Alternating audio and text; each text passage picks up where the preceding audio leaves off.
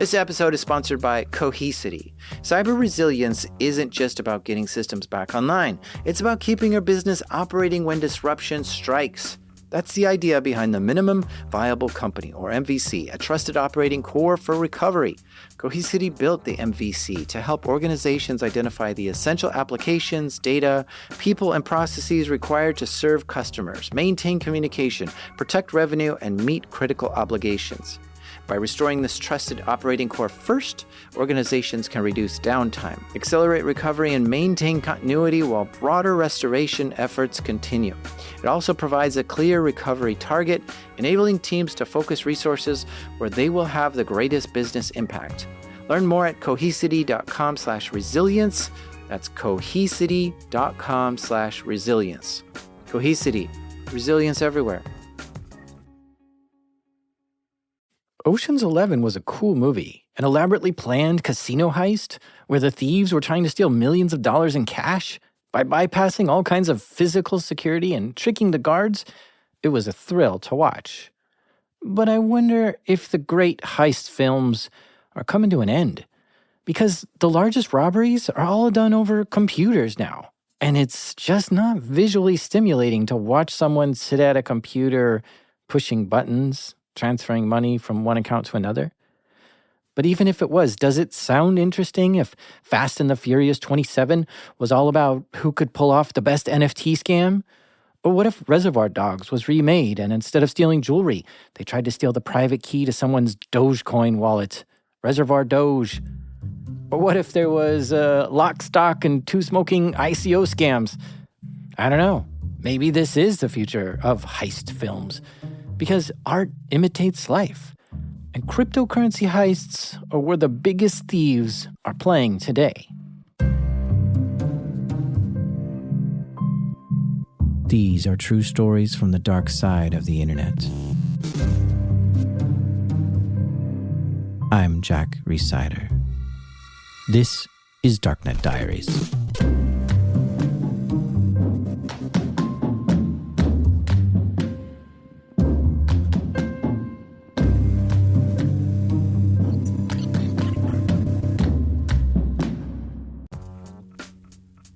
This episode is brought to you by Black Hills Information Security, trusted by the cybersecurity community for nearly 20 years. Need a pen test or 24/7 monitoring from their active SOC team? Or maybe you're ready for continuous pen testing to keep your systems battle ready. Black Hills InfoSec can take care of it all. And if you want to learn how they do it, check out Anti-Siphon Training. It's built for people who really want to hone their skills, from SOC analyst tools and methodologies to setting traps and running deception operations. AI is changing cybersecurity right now. Defenders use it, attackers use it, and that's why Anti-Siphon Training is hosting their free AI Security Summit on August 14th. Join experienced practitioners as they share practical lessons, real-world experiences, and insights into how AI is changing cybersecurity.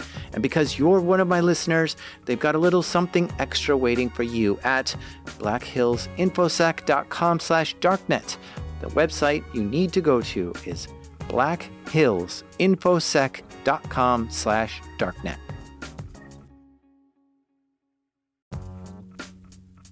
This episode is sponsored by Delete Me. Have you ever thought, I should really be doing something to protect myself from stalkers, scammers, and hackers, but you're not sure what? Here's what you should do.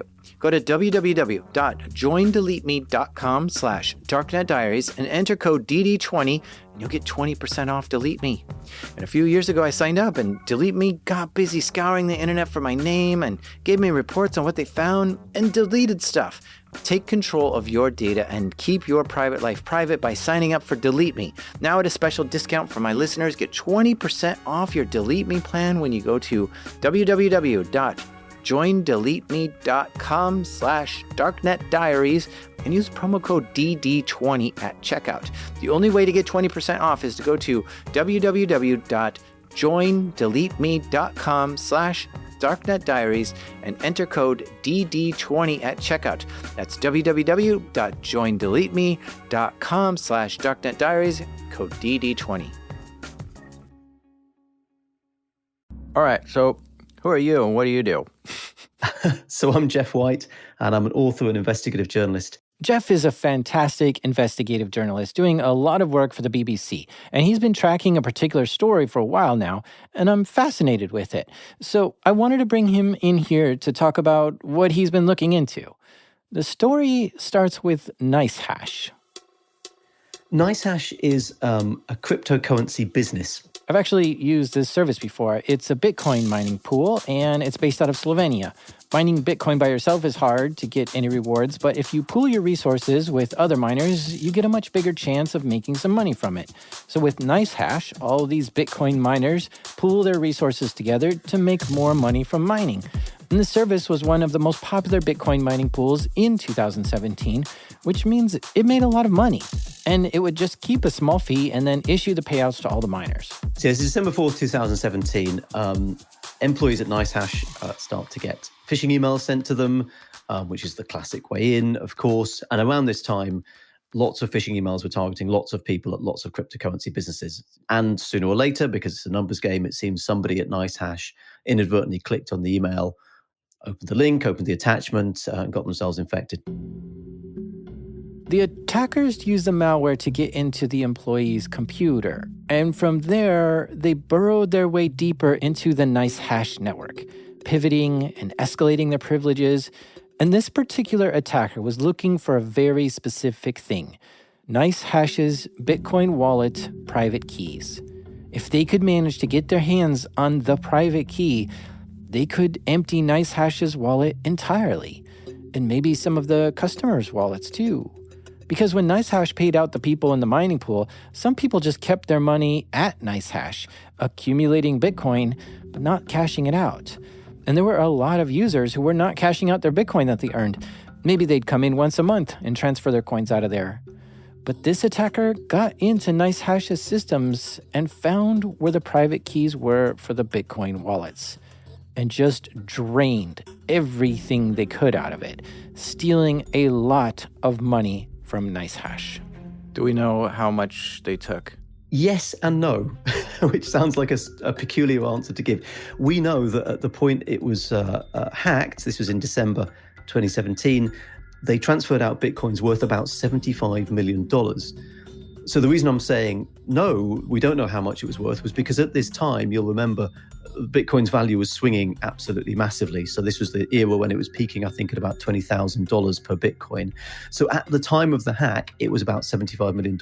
Subsequently, it might have been less, but in the intervening years, it will have been more. All we can do is a snapshot of time at the time, $75 million. $75 million in Bitcoin stolen. Gone just like that.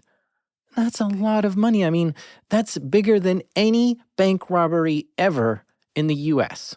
Largest theft in the history of Slovenia, according to somebody who worked for NiceHash at the time. So certainly in Slovenian terms, an absolute mega haul.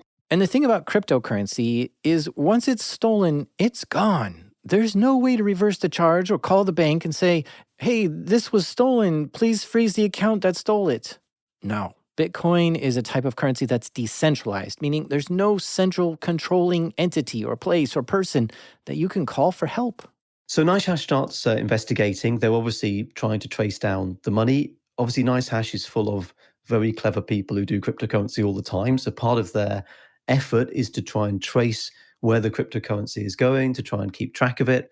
And as a lot of your listeners will be very familiar with, there's now a game of cat and mouse. So the hackers start to move the transactions through, move the money through different cryptocurrency wallets, possibly into different types of cryptocurrencies, so swapping it from Bitcoin into other cryptocurrencies. And the investigators at NiceHash initially are pursuing it and trying to keep track of it and trying to keep track of where this money goes, which gets increasingly more complicated the more efforts the hackers make to move it around. Sooner or later, this crosses the radar, it seems, of US investigators, almost certainly the FBI, who get involved and start trying to do that tracing effort as well, because pretty soon the US government and the FBI have a sense of who's behind this hack and how serious it might actually be. Do you have any understanding of why the FBI would be investigating a Slovenia company?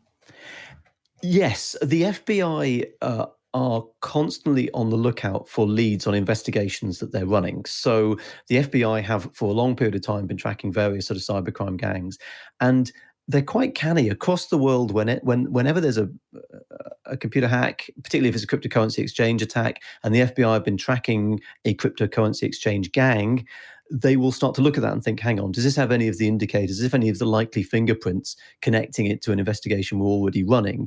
And we've seen this before in the case of the attack on Sony Pictures Entertainment back in 2015.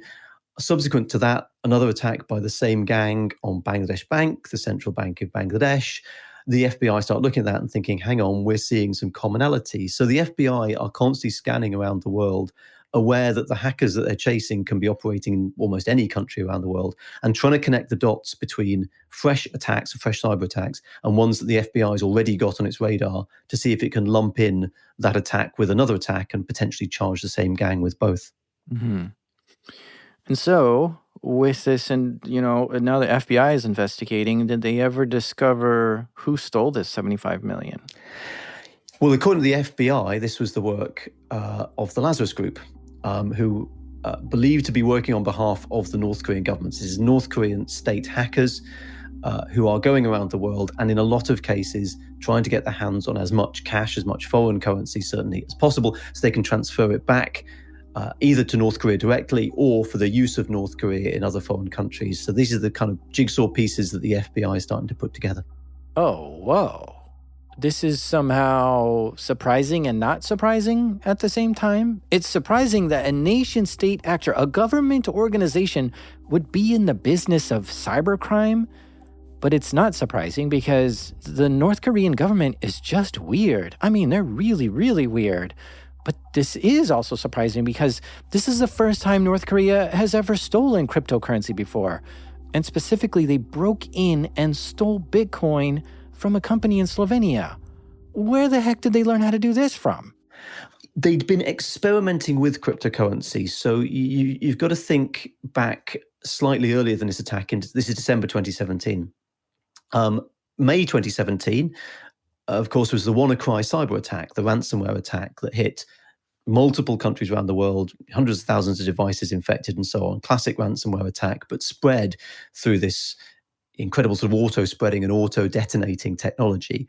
And what's interesting about that from a cryptocurrency point of view, because the WannaCry attack was also attributed to the Lazarus Group, was that in the wake of the WannaCry attack, there was obviously this question around how the ransom payments, which were obviously in cryptocurrency, in Bitcoin in this case, how those ransomware payments would be sort of gathered together and distributed and laundered.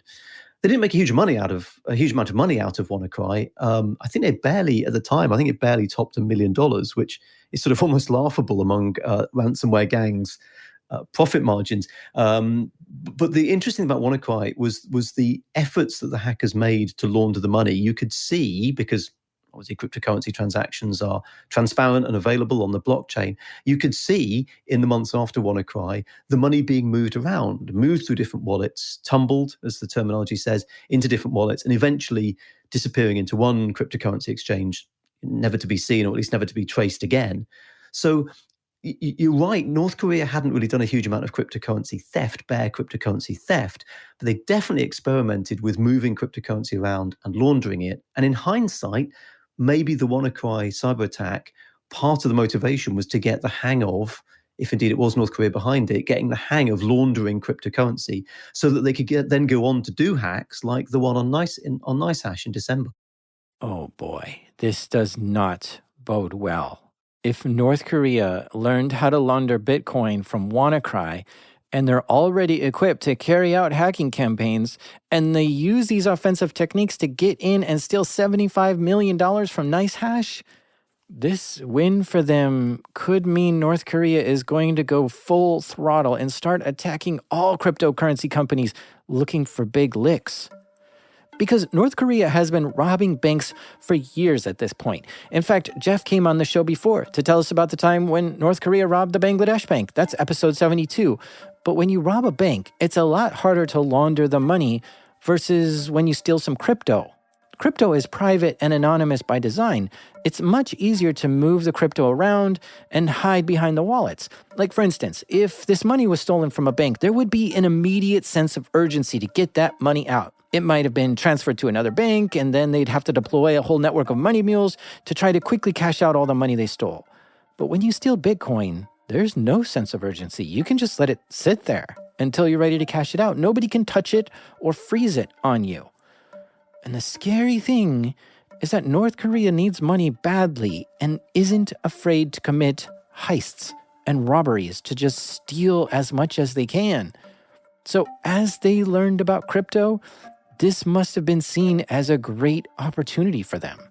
Absolutely, yes. The trajectory really of the North Korean Lazarus Group, according to both US investigators and the United Nations, who keep an eye on North Korea and its activities, the direction of travel for its hackers, I think, really has been cryptocurrency. In the years following the NiceHash attack and the WannaCry ransomware attack, there was just this sort of proliferation of loads and loads of different tactics of targeting people and loads of different methodologies for doing it. Many crypto companies reported they received phishing attacks since 2018 onward that seemed to be coming from the Lazarus Group. These are almost always emails that employees would receive to try to trick the employee to read the email, download the attachment, and open it. And these phishing emails weren't some spray and pray kind of attack where they're sending out millions of emails a day. No, these phishing emails were often very well crafted to target a specific person at a specific company. And they were well designed. One of these phishing emails targeted an employee who worked at a crypto company. And what the attackers did was they looked on LinkedIn to see who worked at that company and found an employee that they think would have access to what they wanted and would be susceptible to a phishing attack. So they crafted an email which was trying to recruit that person to come work at a different company. That just looked like the dream job, just absolute dream job, all the things you want, loads of money.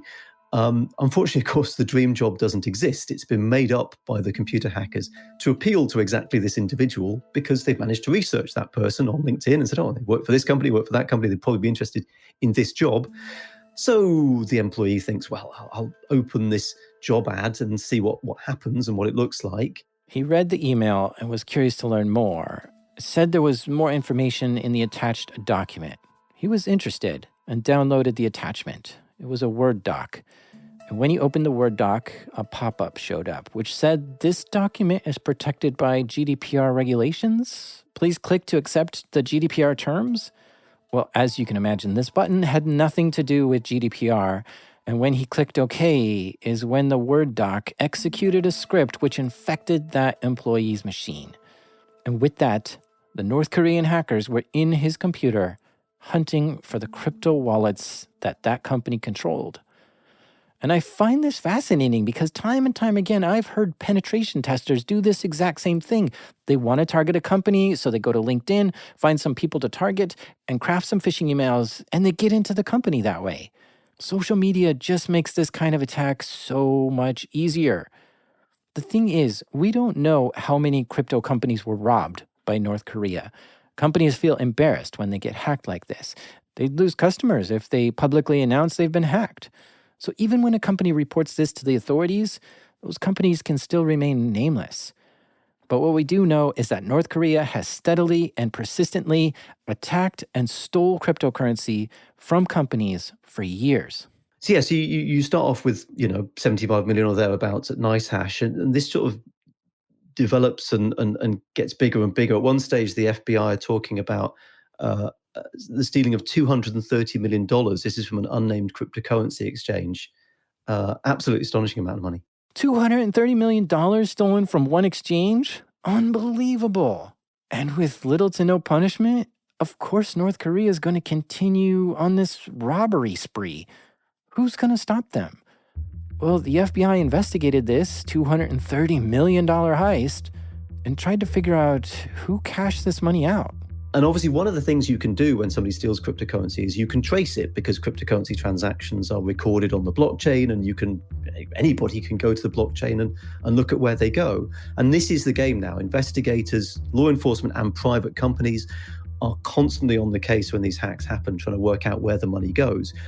And what they're hoping is they can chase it to somewhere that's legitimate, or at least they can chase the money into a cryptocurrency exchange that will answer the phone to law enforcement.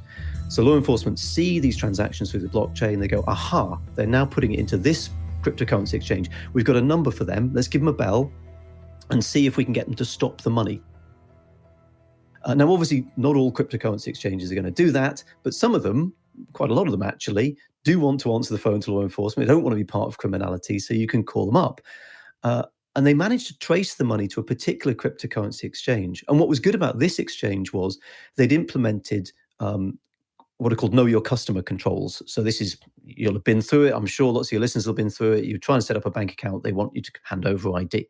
Increasingly with cryptocurrency exchanges, the legitimate ones, they're doing the same thing. You know, if you set up an account at one of these places, you'll probably have had to send your ID, your passport or whatever.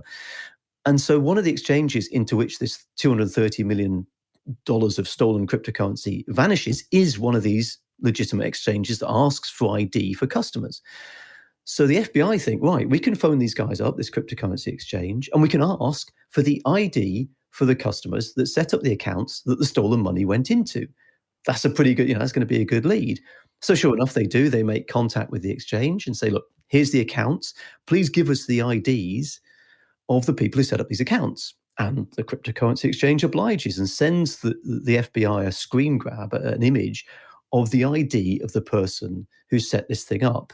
And what the cryptocurrency exchange has is a photo, a webcam photo, someone sitting in a chair, he's got coiffed hair. He's holding up a South Korean driver's license, I think it was. He's wearing a little white T-shirt. And so, and the driver's license has got this guy's, his name and his address and his ID and everything on it. So I imagine the FBI at this point are thinking, great, this seems to be the guy who's helping launder the stolen $230 million. But there's a bit of a snag because there's two accounts that are being used and the FBI has asked for the IDs for both of the account holders. So the first ID comes, it's this South Korean guy holding up a South Korean driver's license, bada boom. Second picture arrives for the second account holder. And this time it's a German guy and he's holding up a different type of ID and he's got a bald head and looks completely different. But then as you compare the two photographs, which the FBI must have done, things start to look a bit skewy because they're both wearing the same T-shirt. So that's weird. That's a coincidence. And then their fingers are in exactly the same positions around the ID and they're sort of sitting in exactly the same chair. And as you look closer, you realize that the pictures have just been photoshopped or at least manipulated somehow. They've basically taken the heads off the two different pictures and put them onto the IDs. It's basically a picture that's been ripped off the internet, and the hackers have effectively faked the pictures on the ID, faked the pictures on the photograph, convinced the cryptocurrency exchange these are real people who want to set up an account, used that to set up the account and wash the $230 million through it. So the FBI's dream of knocking down the door of these two chaps with their IDs on display vanished into thin air, unfortunately. Interesting. They've got fake IDs and have figured out how to cash out their stolen money without getting caught. And you might wonder, hey, there are banks in North Korea, right? Why isn't there a crypto exchange in North Korea where the Lazarus group can just send their Bitcoin there and cash it out without having to use any fake IDs? Well, for a few reasons. First, it would be obvious if you saw the stolen Bitcoin wallet go to an exchange in North Korea that it's going to be the North Koreans who did this. And North Korea doesn't want to take credit for any of this. They are already in trouble and getting sanctioned and just don't want to make things worse. So they always deny that they had anything to do with these heists. But second, we're talking $230 million cash outs here. It kind of breaks my brain to think this through, but where would a North Korean crypto exchange get $230 million to give to someone who wants to cash that much out? They would have to have that kind of cash on hand to pay it out. And it's not like you can just start an exchange and only do payouts. The reason why exchanges work is because the exchange has enough people buying crypto with the cash and they can pay out what's needed. Like I said, that kind of breaks my brain to fully understand that, but suffice to say, there's no crypto exchange in North Korea, so they have to use exchanges in other countries to get their money out. And they don't actually cash it all out at once. North Korea has this technique they use called peel chaining. See, once money gets stolen, the wallet it went to actually gets flagged, so exchanges know not to do business with that wallet. So, like if you stole $75 million and transferred it to your wallet, the FBI might flag your wallet and tell exchanges, hey, don't do business with this. And so if you then send your money to Coinbase, Coinbase might freeze your funds and turn it over to the FBI.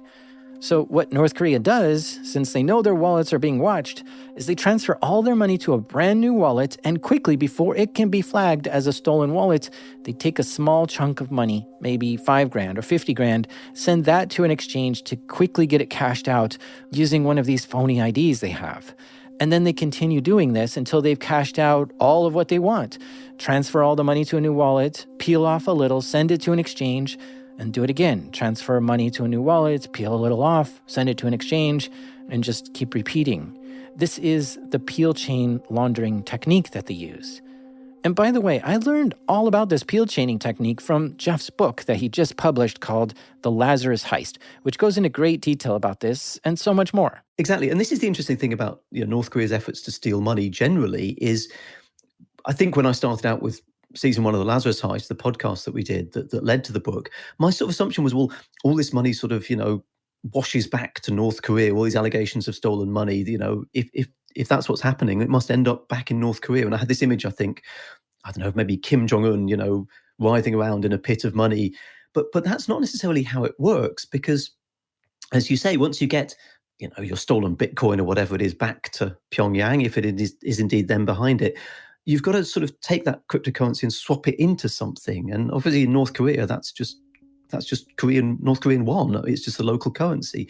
What often happens instead is this cryptocurrency is just left in wallets around the world, in wallets connected to the internet, that can then be used for things North Korea would want to buy. So if North Korea wants to purchase something in, I don't know, Kazakhstan or Russia or Brazil, they can use the money sort of locally, if you like. They don't keep the money back in North Korea. They have the money stashed out in other places so that they can buy things they need, because they can't dispatch the money from North Korea to go and buy them. It's much better to have, if you like, local credits that you can spend in different countries that you need. And that's why cryptocurrency is really useful, is if you've got your money stashed in Russia and you want to buy something in Russia, fair enough. But if you want to buy something in Brazil, you've got to move the money from Russia to Brazil. Whereas with cryptocurrency, it's accessible sort of anywhere in the world. It's, that's one of the joys of it. So for people like North Korea, who are seemingly stashing this money around the world, it's really useful because they can make purchases in different countries with it. Ooh, that's very interesting. I never thought of that.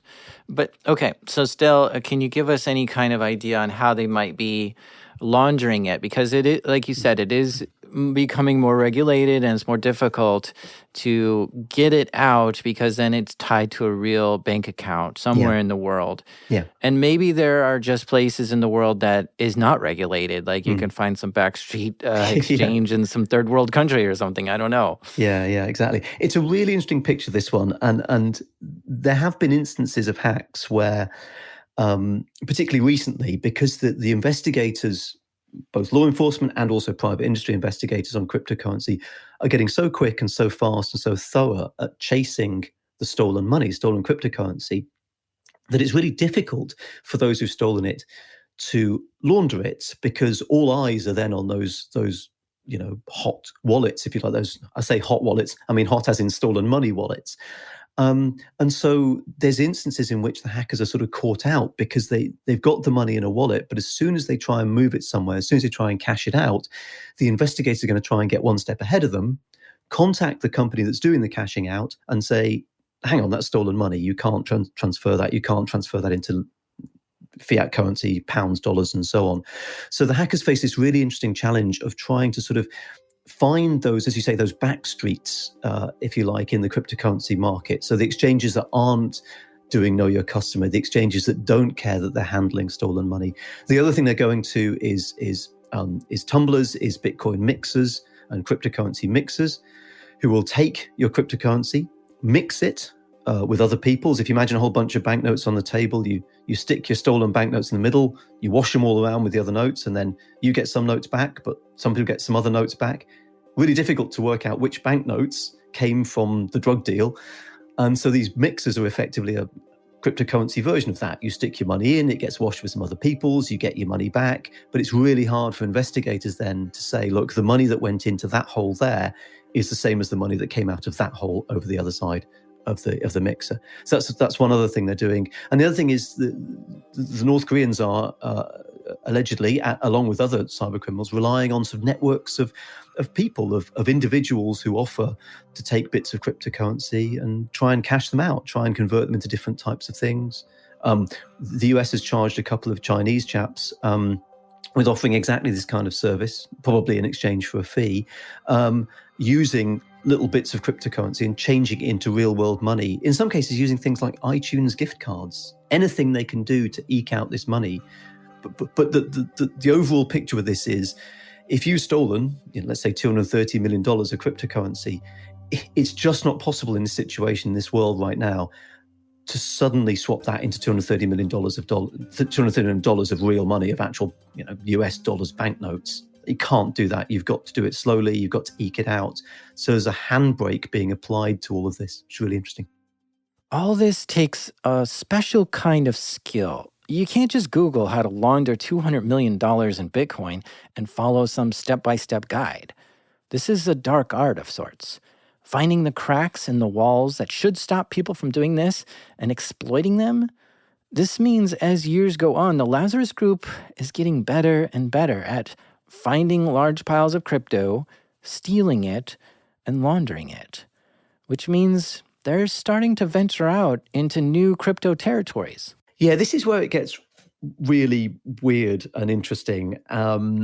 There's this very peculiar story that emerges about a company set up called Marine Chain. Okay, so Marine Chain was this cryptocurrency startup. I think they were working on an ICO where they wanted to raise money from investors to issue crypto coins for however much they bought in. And this company was based in Singapore, but then out of nowhere, this guy, Tony Walker, just decided to join the company. And Tony Walker's the brains behind Marine Chain. He says, look, we're going to set up this company. I know all the business side. He's got a sort of fancy slide deck that shows how much money they're going to make. They're going to be in for tens of millions of dollars off the back of this. Tony Walker starts helping this Singapore-based company launch, but he doesn't seem very focused on the business. So your chap in Singapore, Jonathan Fung Ka Kiong, starts to get a bit suspicious about this, but keeps going with this guy, Tony Walker, because it looks like it's going okay. They are getting, interest in this, and potentially they're getting investment, but gets increasingly suspicious. And then Tony Walker starts asking your Singaporean chap, Jonathan Fung Ka Kiong, to have his name on the business. The business needs to be registered in his name. And the Singaporean chap says, well, no, I'm not sure about that. That's going to cause problems. But Tony Walker's insistent on this. And then things get a bit weirder. Tony Walker's name appears on contracts, but he's not signing himself Tony Walker. He's signing himself Julian Kim. And by this point, a lot of alarm bells should be ringing because it's clear something's going wrong with this business, something very peculiar about this Marine Chain business.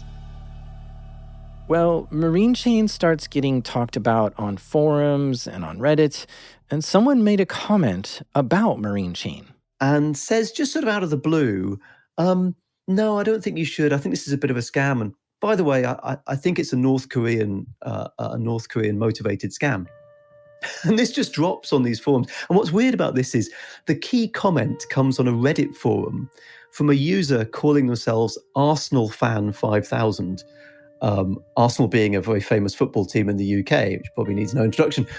And so some football fan is popping up on Reddit and saying, no, you shouldn't invest in Marine Chain. I think it's a North Korean front operation. Now, what's weird about that is, at that point in time, I don't think anybody had actually clocked that. And yet this user, who's apparently some football fan on Reddit, pops up and says, I think it's North Korean. What's weird about Arsenal fan as well is this user posts that comment and nothing else. No other discussion. It's the only comment they post on the whole forum, and then they just vanish and disappear. Turns out they're on the money. As other people start investigating, they uncover different links to North Korea from Marine Chain.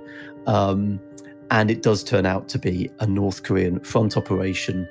So a lot of people, I suppose, are pretty glad they didn't invest in this particular firm. Now, what's interesting about Marine Chain is it's partly thanks to being exposed by people like Arsenal Fan 5000, the company just folds. So it just vanishes and disappears. And Tony Walker, aka Julian Kim, just drops off the face of the earth, drops off the radar, at least for the moment, under those particular pseudonyms, and is never heard of again. So Marine Chain's an interesting sort of facet to this. It's a sort of North Korean attempt at an initial coin offering, an ICO, that never really lands, never really takes off. Whoa. This is a totally new type of tactic for North Korea to launch an ICO. Here's the thing. In 2018, it was quite the year for ICOs. ICO stands for Initial Coin Offering. It's kind of like a company starting a business, and to raise money to kickstart it, they sell this new type of crypto to early investors. And if the company does well, then the value of the coin goes up. And if the company does poorly, the value of the coin goes down. And 2018 was sort of a boom year for ICOs. There were lots of them springing up everywhere, and people wanted to invest in these companies. But not all these ICO projects were good. In 2018, there was a company called Goyang Blockchain Financial Co., which launched its own ICO, and they raised $60 million and then disappeared, exit scamming all their investors. So I think North Korea may have taken notice of this and tried dabbling in their own exit scam by launching what looked like a real company, but then possibly they had the intention of pulling the rug out from investors. We don't know what the real intentions were for this Tony Walker guy, but this might have been an indicator that North Korea is trying to conduct their own exit scams now. Wild. Is there any scenario where it's just maybe somebody from North Korea and not the North Korean government? Because, it's I imagine anyone who's doing it from North Korea is the North Korean government, but maybe there's a scenario where I haven't considered. It's a good point. I think broadly speaking, you have to realize in North Korea, if you have an internet connection and a laptop, it's because you have either been given it or granted access to it by the North Korean government. It's a point maybe a lot of your listeners will know, but just to stress this, it is not the case in North Korea that you can sort of go out and get a laptop and be connected to the open internet as you can in most other countries in the world. It's incredibly well policed and restricted. So if you're talking about somebody like Tony Walker, aka Julian Kim, who sets up online, who's having Skype conversations with people, who's emailing people back and forth, who's setting up websites, that's got to be somebody in North Korea who's got an internet connection, a laptop, or possibly a North Korean who's outside the country and has got an internet connection, a laptop. Either way, that's government sanctioned. Okay, so to get out of North Korea, the North Korean government needs to give you the say-so and they're okay to do that. Or to be in North Korea with an internet connection, a laptop, the government's got to be okay with that. So, really all roads lead back to the North Korean government. It's almost inconceivable that Marine Chain, if it is North Korean, could have been done without the say-so, the express say-so of the North Korean regime. I'm going to take a quick ad break here, but stay with us, because when we come back, North Korea set some new records.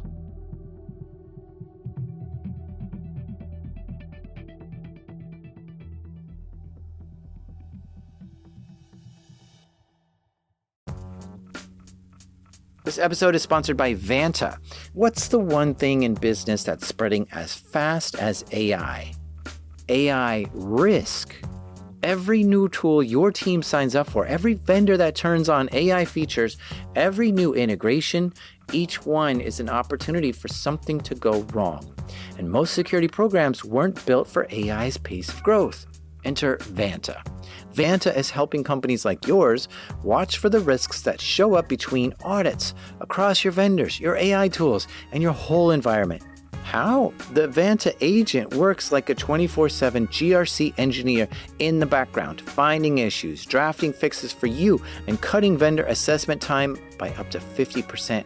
Whether you're a fast-growing startup or a global enterprise, Vanta is here to help you automate your security and compliance and earn and prove trust. Get started today at vanta.com/darknet. That's spelled VANTA. Vanta.com/darknet.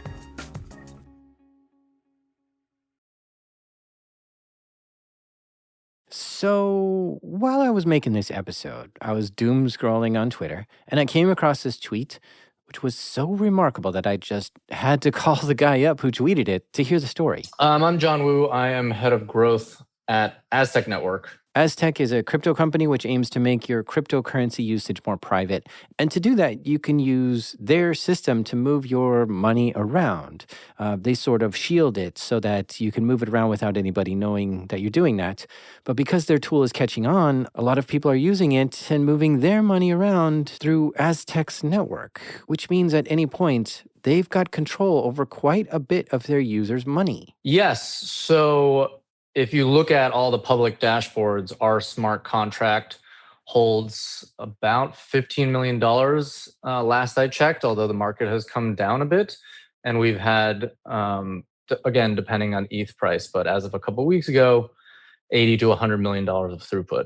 And so certainly a lot of value has moved through the system. Now, Aztec is growing, which means they're hiring and have open positions. And John is the one who looks at resumes and does interviews to hire new people who work there. Yeah, that's right. And so, we get lots of inbound resumes all the time for our full stack engineering roles and smart contract dev roles. And I'm on the hiring team at Aztec. So I got automatically assigned a resume that had already been internally reviewed and looked super legit. The person had a GitHub with a bunch of projects on it and had a resume with some things that I'd heard about, like F2 Pool.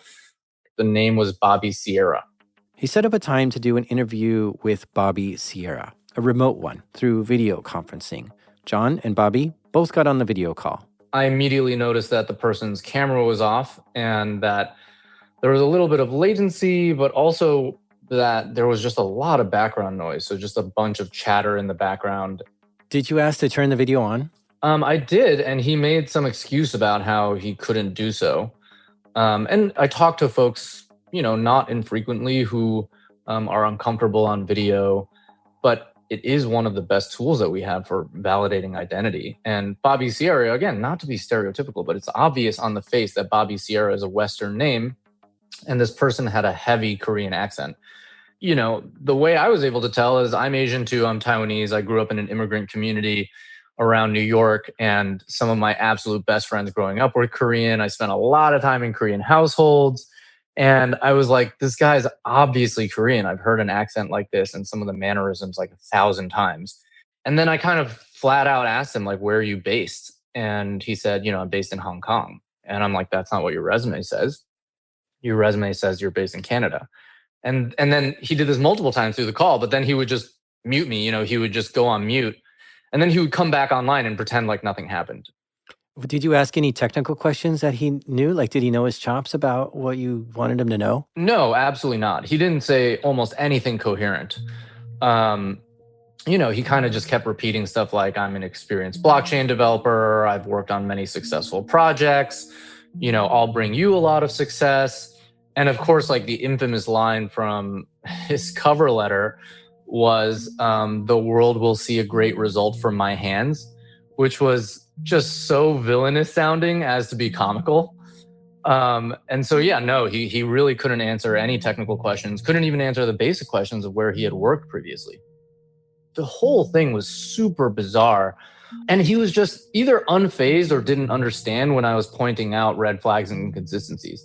He was clearly spoofing someone's legitimate resume and pretending to be them. Had just downloaded it from like an open resume site or a recruiting site. But it was when I was like, hey man, it says here that you worked here at F2 Pool. Tell me about F2 Pool. And if I were to recreate what he said, he literally was like, yeah, and then muted. And I was like, hey, are you there? And I would say at least a minute or 2 minutes went by, just silence on the other line. And I was like, no one does this. It doesn't matter how incompetent you are, right? Like if you think about like, there's kind of two axes I'm judging on this interview. Are you competent or incompetent? That's like the standard interview framework. Like, am I going to move you on to the next step or not? But the other one that you don't consider usually when you talk to someone is like, is this person nefarious? And it wasn't until he kind of went dark for like 2 minutes after being asked a really simple question and then came back again with this renewed purpose, like pretending like that didn't happen. Like, I want to work with you. I'm an experienced blockchain developer. I'll make you successful. That I was like, dude, something's going on here. It's a scam. It's a behavioral hack. And that's when I hung up. I honestly, right when I left the call room, I shut the door of the call room and I remember being in the office and I was like, guys, I think I just interviewed a North Korean hacker. That was my intuition. And it was biased from weeks of having observed it and reported on it. And I had already been covering some of these security hacks of really famous DeFi individuals like Arthur0x and a lot of the coverage on Lazarus Group. So I was already primed to be thinking about this. So between that, his like undeniably Korean accent and just how sketchy and like scammy it was, that was kind of my intuition.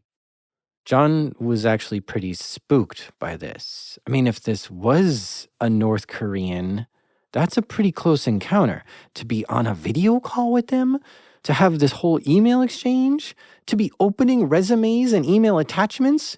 He starts retracing his steps, trying to remember exactly how much he shared with this Bobby Sierra. Did he do any screen sharing? How much did he explain about the company and what tech they use? John was on high alert and feeling pretty disturbed by this. So he tweeted the whole encounter. The tweet went super viral because, frankly, it was entertaining. Even when I was in the room, I was kind of laughing at myself. I was like, who is this guy? Like, this is so crazy. You don't have interviews like that ever. You don't ever have those. It's rare to have an experience in your life where that's just so surreal. You're like, is this happening? Like this person is just making stuff up, and like their resume is not consistent with their GitHub, is not consistent with their real name, and their quote unquote real name is Bobby Sierra, and his cover letter sign off is "The world will see a great result from my hands." And so it was just a funny thread, and it just went super viral instantly. It got thousands of likes. Some people were saying, no, dude, this is typical. If you interview enough people for a while, there's some really weird ones that just show up. So John was starting to doubt that it was North Korea. But another crypto investor who had his digital assets stolen a little before this said it was definitely North Korea because he's seen this before. So John wasn't sure again. But then yesterday, I think, this week, the US Treasury published a 16-page advisory on North Korean overseas IT workers. And that advisory explained almost to the word the tactics that this guy, Bobby Sierra, was using on me. This advisory from the US Treasury and the FBI says that North Korea has been trying to dispatch IT workers to work for companies all over the world remotely, posing as non-North Koreans. And some of these people, when they get hired, they don't even do the work. They just hire a subcontractor to actually do the job that they were supposed to do. Once again, North Korea has flabbergasted me. I mean, what level of social engineering even is this? To try to get a job at the very place you want to rob? And it's done by the world's worst social engineer? It's bold and ridiculous at the same time. And one thing that seems clear from this is that the Lazarus Group is on a tenacious mission to steal crypto from people and places all over the world. And they're pretty creative at coming up with new ideas on how to do it. It's almost like the Lazarus Group has a whole R&D department that cooks up ways to steal money. And one of the amazing things was the sort of rash of cryptocurrency trading apps that they launched around the sort of 2018 kind of period. First one we think was May 2018. This was a thing called Celas Trade Pro, which was basically a sort of cryptocurrency trading app. The idea was you'd plug in your cryptocurrency wallets and it would assist you through the process of this. And this was set up with a very glitzy looking website, all looked very above the board to those who were giving it casual glance. And the idea was download this app, it'll give you cryptocurrency trading advice and allow you to sort of do this if you connect your wallets to it. Unfortunately, behind this was a piece of malicious software. So when you downloaded it, you effectively gave the hackers backdoor access to your machine. And of course, as soon as you connected your cryptocurrency wallet, you would potentially give them access to it and they could steal your money. So that was Celas Trade Pro, which was the initial iteration of this. It didn't take long for the tech security community to clock that this was malicious. So Celas gets reported on, lots of reports come out about the fact that there's actually malware within this, but it doesn't really seem to matter to the hackers behind it, who are allegedly the North Korean Lazarus Group, because they just relaunch it under different names. There's this bewildering variety of different cryptocurrency apps that come out in sort of 2018, 2019, and they're just the same malicious software, just rebadged and repackaged. So Union Crypto Trader, QPay Wallet, CoinGo Trade, Crypto Neuro Trader, Ants to Whale was one of my favorite ones. They're just the same piece of malware, just dressed up in different iterations. And it seems that, they think so long as we can just keep rebadging this, we'll keep finding suckers. So they set up these crypto apps that would be viruses, malware of some kind. Do you think they ever actually hit anybody with this and stole some money from people? Yeah, it did actually work. I mean, the recorded case, according to the US investigators, is August 2020. It's a financial services company in New York who downloaded a thing called Crypto Neuro Trader, and the Lazarus Group apparently got away with $11.8 million. In 2018, another crypto exchange was robbed. This time it was CoinCheck, based out of Japan. And this was an exchange that handled different cryptocurrencies, Bitcoin, Ethereum, and NEM tokens, NEM. Well, someone hacked into this exchange, looked for the crypto wallets, and found the NEM hot wallet. They emptied the whole thing. About 500 million NEM were in that hot wallet. And at the time, one NEM was worth $1. So this resulted in a theft of $500 million worth of crypto, which was the largest heist ever, larger than any bank heist or crypto heist ever reported at the time. The thing about CoinCheck is the attribution. It is not clear to me, and I don't think it's clear to investigators, whether this was North Korean.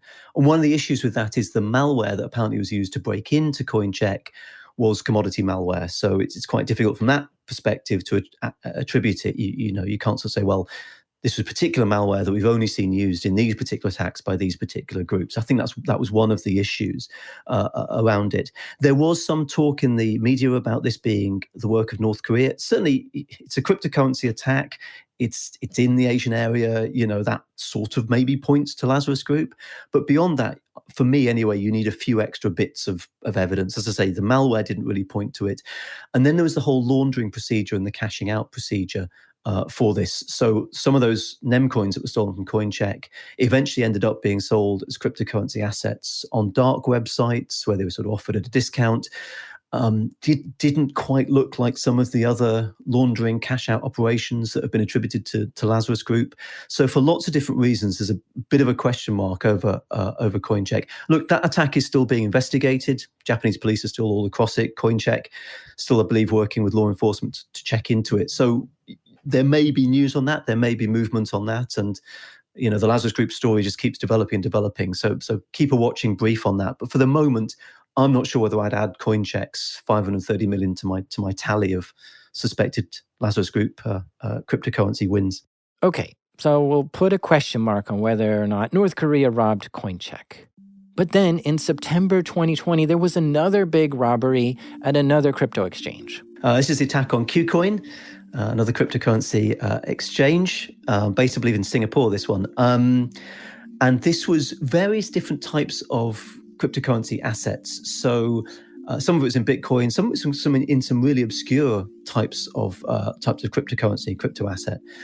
Some ERC20 tokens were taken, some stable coins. So it's a mixed bag of stuff once the hackers got in. Because once they get in, it's not just one wallet they have access to. If they've got this kind of blanket backdoor access, they've got access to the entire safe and whatever's in there. So they start pulling out this money. If you totted it all up, certainly at the time, this would be worth about $275 million. $275 million. Whew. And this one is firmly attributed to being North Korea. It has all the signs of what previous North Korean crypto heists look like, as well as the laundering techniques they used after. Now, as if that wasn't enough, March 2022, we saw a new record for the largest cyber heist ever. This time was on the Ronin network. The Ronin network is, it's hard to describe. There's this NFT game called Axie Infinity, which is like one of the first NFT games out there, and it's also one of the most popular. And to play it, you need to deposit your money into this Ronin network. So there's a lot of money tied up in this bridge network. The Ronin bridge in the middle is the conduit, and like any conduit for money, particularly these new types of money, these new crypto assets, it's a target for the hackers. They seem to have discovered some vulnerability here. They were able to take over different nodes in the Ronin bridge and steal what was valued at the time as $625 million, which I just think we need to take a step back. And I mean, that is, I think, I'm going to go out on a limb here, and I've been trying to get people to call me out on this, but I think it's, from what I can remember, that is the largest single amount of money stolen in a single hack of all time, I think. He's right. $600 million is the largest heist ever. It beats the biggest bank robberies, the biggest exit scams, even the biggest crypto heists. And yeah, many security researchers have attributed this attack to be the work of the Lazarus Group, once again. And if we add all this up, it brings the crypto heists alone to somewhere around $2 billion. And that's not even adding up all the bank robberies they've done. $2 billion stolen by North Korea. All this is happening. It's confidently being blamed on North Korea. Has North Korea taken credit for any of this and said, yeah, we did do that? Or what's their stance here? No, North Korea has denied any connections to any of these hacks at all. The sort of official publication in North Korea, which is sort of as close as you get really to a government spokesman, certainly that I know of, has said that these are effectively smears by the US government and its allies trying to besmirch the good name of North Korea. So no, they've denied all of it. There is one point I'd raise, though, which is sort of speculative and a bit off my patch, but I sort of think of this from a kind of geopolitical diplomacy point of view. If it is the case that North Korea's got this sort of $2 billion that they've stolen, if the investigators are right in their accusations, and if North Korea are having this immense trouble laundering it, which from what we talked about, over this podcast, I think that's fair to say. There's money sort of sitting out there that if North Korea one day confessed to it, if it is indeed them, they could sort of maybe offer to, I don't know, repatriate it. And at this stage, it'd be worth even more potentially than when they stole it. Could that become part of a sort of diplomatic negotiation in the future, a sort of, an amnesty, like when criminals sort of, try and use returning their assets to try and bargain for a lower sentence? Could it somehow form some part of the diplomatic negotiations? As I say, this is outside my remit as a tech journalist, but I do wonder whether someday this could form part of it. And there is precedent for that. I mean, North Korea had, according to the US government, money in a bank, $25 million worth of money in a bank in Macau. And that money was frozen when the US government took action against that bank. And that frozen money in that bank in Macau became a sort of bargaining chip around the negotiations around nuclear weapons and so on. North Korea said, look, we want that money back, and maybe our nuclear negotiations will be affected by whether you give us that money back. In the end, by the way, they got the 25 million back and kept testing nukes and testing missiles. So I guess North Korea won that poker game in the end. But could this stolen cryptocurrency money, this $2 billion, form part of some negotiation or diplomatic solution in the future? I don't know. I'm going out on a limb there, but I think it's an interesting question to consider. Now, if you recall, the U.S. has indicted a North Korean named Park Jin-hyuk for the attacks on Sony and the Bangladesh bank. But since then, the U.S. has indicted more people involved with these cyber heists. Yes, there have been multiple indictments around the crypto heists. So there were the two Chinese individuals that I talked about earlier who were accused of helping North Korea launder stolen cryptocurrency through bank accounts in China and also through iTunes gift cards, bizarrely. Also, in addition to Park Jin-hyuk, the individual who was indicted in September 2018 for Sony, WannaCry and the Bangladesh bank heist, the US have now added accusations against two other people, and they are John Chang-hyuk and Kim Il, who, call back to earlier in the episode, the US says is the real name of Tony Walker and Julian Kim, the man who was responsible for setting up Marine Chain. So according to the US government, Tony Walker and Julian Kim, this chap who was, going on Skype and asking people to kind of help invest in this weird boat coin, marine shipping, cryptocurrency thing, was actually Kim Il, an operative of the North Korean government. So again, you can go on the FBI Cyber's Most Wanted list and take a look at all the pictures of Kim, Park and John and take a look at them. I wonder, will it ever stop? This seems to be working very well for North Korea, so I don't see any reason why they would stop. Are they just going to keep on stealing from people forever? North Korea is trapped in this loop, right? They desperately want to stay at the international table. They want to negotiate with the United States. How does a country of 25 million people that's desperately poor, be like Burkina Faso saying they want a meeting with Joe Biden? Why on earth would he meet with Burkina Faso?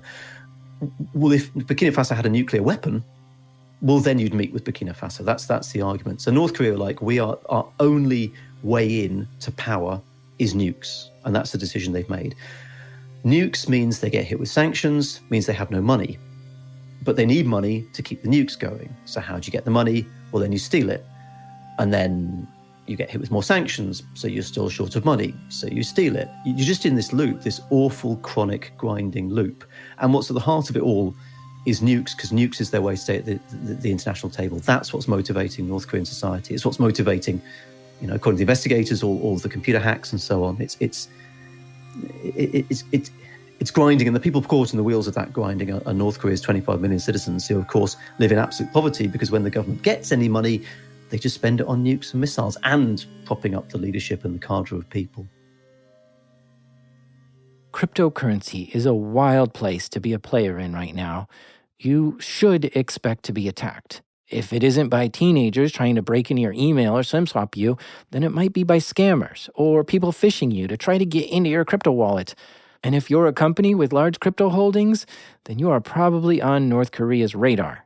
And when you're being targeted by a nation-state actor, that's a serious amount of defenses that you should be putting in place. It's a hard game to play in right now. But listen, all the stories Geoff shared with us today, they're all in this book, which he just published called The Lazarus Heist, and it's great. It's wonderfully written and researched and goes into great detail about all of what the Lazarus Group has been up to. But what we talked about in this episode is just one chapter in that whole book. So if you want to hear more about all the craziness that North Korea is doing, go check out this book, The Lazarus Heist.